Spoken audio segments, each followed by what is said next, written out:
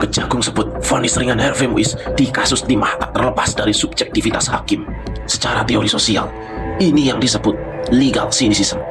Rakyat jadi skeptis dan merasa hukum cuma berpihak pada yang punya uang. Di sini sobat, pentingnya peran presiden. Memang, secara hukum, presiden tidak bisa intervensi vonis hakim. Tetapi, sebagai kepala negara, presiden bisa mendorong reformasi peradilan. Misalnya, meminta jaksa agung ajukan banding, seperti yang telah Prabowo lakukan. Ini sejalan dengan teori checks and balance.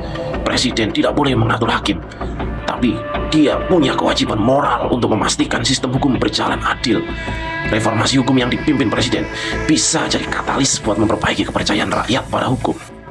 Sobat, korupsi itu seperti tsunami. Kalau hukum tidak jelas dan tidak tegas, tsunami ini nggak cuma nyapu uang negara, tapi juga nyapu moral bangsa.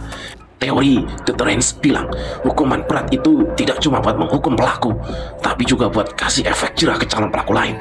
Vonis ringan koruptor justru memberi pesan salah.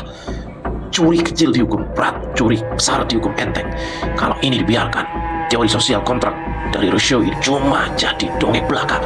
Negara kehilangan legitimasinya. Jadi, yang Prabowo sendiri itu bukan cuma soal Harvey Muiz atau kasus korupsi lainnya.